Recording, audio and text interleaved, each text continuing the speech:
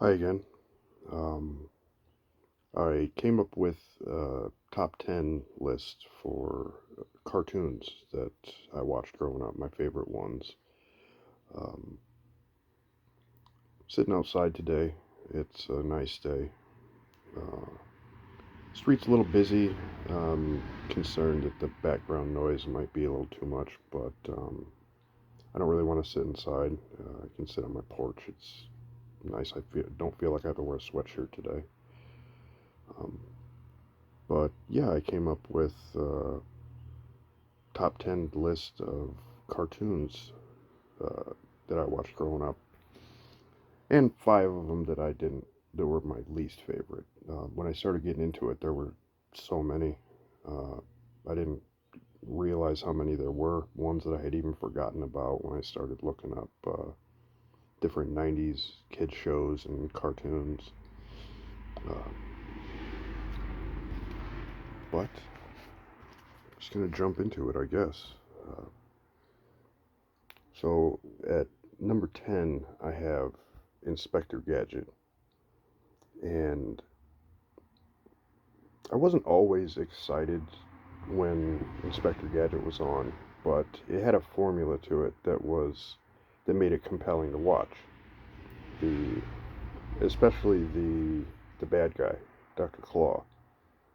He You always wanted to see Dr. Claw's face. You wanted to see who he was. You wanted to know about Dr. Claw because he was mysterious and he was always sitting with the camera to the back of his chair, and he had a menacing voice. Um, I used to be able to mimic it pretty well, but I don't think I can anymore. Um, but the formula for the show itself was pretty pretty generic. You had the inspector himself, who was like an inventor, but all of his inventions usually malfunctioned, and his daughter Penny was actually the brains behind the operation. She would run around and try to protect him from his gadgets malfunctioning. But then at the end of the show, his gadget will malfunction in a way that causes him to actually succeed at what he's trying to do, which is stopping Dr. Claw. And yeah, that was how that one went. Mm. But yeah, I always wanted to see Dr. Claw's face and find out who he was and what his motivations were. So that was the appeal of that show. And then at number 9, I have Looney Tunes, just because of the sheer amount of content that there was, and it was always on. There were so many different variations of the Looney Tunes that you saw. You just saw it all the time. It was saturated, you know, because it had been running for so long. So just the sheer volume of Looney Tunes that I saw, I put it at number 9. Um, and then at number 8, I have Power Rangers, which that didn't come out until I was more of a young teenager, but my sister really was into the show. And when I go back and look at it now and I think about it, uh, it had a really great intro as far as the intro music. It had a nice guitar riff and it was catchy. It was very simplistic, obviously. Go, go, Power Rangers. But the guitar riff that went along with it was um, very appealing. It got you kind of amped up. You're like, yeah, this is great. And each episode was like a mini kaiju movie. you know, there were interpersonal relationships between the Rangers and the kids at school, and you had like Bulk and Skull, who were the comedy relief. But uh, each show usually culminated with the Rangers summoning their giant mechs, and they would fight Rita's giant monster, and it was like a mini kaiju movie, which was pretty cool. So that was fun to watch. And then at number 7, I have the X-Men from the early 90s. That was a really good cartoon, really good comic book cartoon. There weren't very many good uh, cartoons based off of comic book characters, and you know, like Spider-Man, Super Friends. Those cartoons were the early Spider-Man cartoons, anyways, were kind of lame, honestly. But the X-Men '92, they really nailed it. They had good stories. The animation was cool. You got to see the X-Men use a lot of their powers, and so that was fun to watch. And at number 6, I have Ninja Turtles, and I really wanted to put that one higher, but I just couldn't. We we had more toys um, than more Ninja Turtle toys, I think, than almost any other ones, except for maybe GI Joes, just because there were so many of them. You know, there were only so many Ninja Turtles, and excuse me, and enemies. But I couldn't. When I thought back on it, I couldn't really remember too many times when we just sat there and watched the cartoon.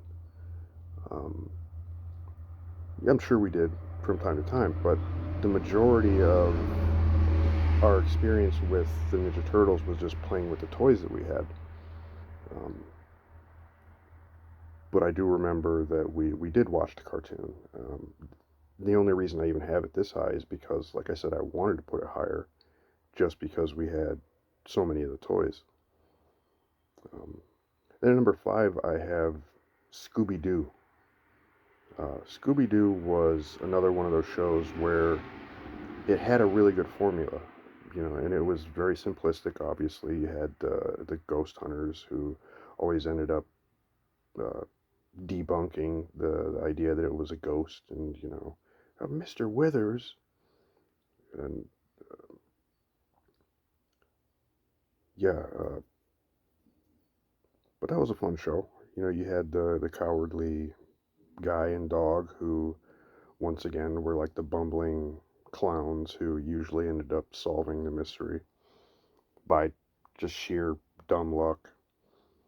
Um, but that one was on quite a bit too. From it being older, I think that one was made in the '70s or something like that. So there were just more of those, and they just seemed to be on more often. And then I guess before I get into the top 4, I wanted to do a couple of the honorable mentions. I have The Muppet Show and Sesame Street, which I watched a lot of Sesame Street as a young kid. Uh, and The Muppet Show it seemed like it was only on like once on late Saturday night or something like that. I don't even remember when it aired, but, I used to watch that fairly consistently. But I just wanted to mention it just because I had this random thought when I was going through the list that what would happen if, like, the people, the Muppets from Sesame Street, just rolled up on the Muppet Show, while they're filming a program or whatever, just decide to start like a turf war or something. Just that thought of like Gonzo and Grover going at it, with AK-47s or something like that. That thought made me smile and laugh. Like, okay, well, what would happen? So I thought that was funny. But yeah, uh, I guess also before I do the top 4, I'll talk about the 5 that I really didn't like. That I, if it was on, I would watch it just because we didn't have phones. Uh, you didn't have the instant, this is what I always want to be watching on tap. It was well, this is what's on TV right now. You either watch it or you do something else. And if sometimes you can't do something else, then you just sit and watch it.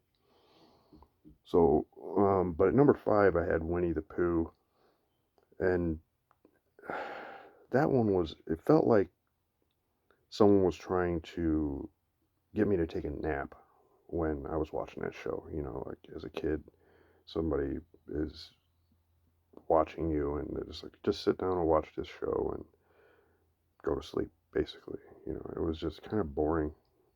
Wasn't really much going on. You know, everything was just kind of slow. You had Eeyore, who was just kind of blah about everything. You know, oh well, nothing matters anyways. Yeah, I didn't really care for that one. And then number four, I have Popeye, um, because I felt like whoever made Popeye, they were obviously in cahoots with whoever came up with canned spinach, and they just said, well, we've made the most disgusting thing that could ever be eaten. Well, obviously not, but you know, pretty close. Yes. Now, how do we get children to eat it? You know, oh, I know. Let's come up with this guy who gets superpowers when he eats it. So I felt like it was a it was a ploy to get kids to eat canned spinach, which was terrible. So never really liked that show. Um, Number three, I have Smurfs, um, which we did watch a lot of Smurfs too. Uh, but looking back at it, Smurfs was kind of messed up for a kids' cartoon. Like, it was a little messed up. First, you had the only one female Smurf in the whole village, which you don't really notice as a young kid, but once you get older, you're like, wait a second, where did all the Smurfs come from? Uh, but the main bad guy, Gargamel, he wanted to eat the Smurfs. Like that was his entire life's motivation was he just wanted to eat Smurfs, put them in a boiling pot of water and turn them into soup. That's that's horrifying. But you don't think about it as a kid. You're just like, oh, they're cute little Smurfs, you know. But yeah, there was some messed up stuff going on in the Smurfs. And then at number two, I have the Jetsons, which that was like, yeah, it was futuristic, and that was only catch to the show. You know, other than that, it was very boring. It was just a business guy who lives in the future, and you know, he's got a wife and a family. And they have a robot, um, but it was just boring. You know, I don't remember that show being fun to watch. Um, and then at number one is Flintstones, which that was pretty popular. And that was on TV quite a bit, but I didn't like that show either. Mostly because there were no relatable characters for a kid.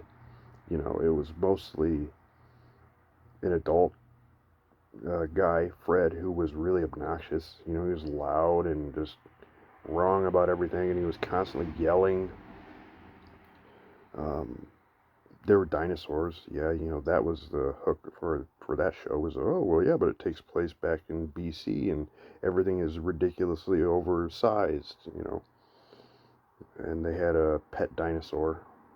Um, But the only relatable kid characters in the show were not even relatable because they were just babies. You know, you had Pebbles and then Bam Bam, and all Bam Bam did was go around and smash stuff with his club. Bam, bam, bam. Um, but yeah, it was. Didn't really like that show. So those are my five least favorite. Um, and then number four on my favorite is Simpsons. That's a classic. You know, that came out in late 80s, early 90s, and even today, you know, if I'll see old Simpsons episodes and I'll sit there and watch them just because they bring back that nostalgia. Um, saw the I saw the episode where Bart orders the spy camera, just scrolling through TV the other day, and I had to sit there and watch it. It's a good show. I mean, it's been running for 30 years, or it ran for 30 years.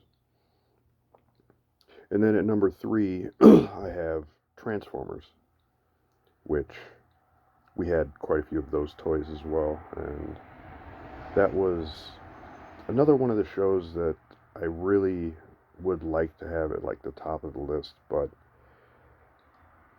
I don't remember actually watching the cartoon too much. We mostly just played with the toys.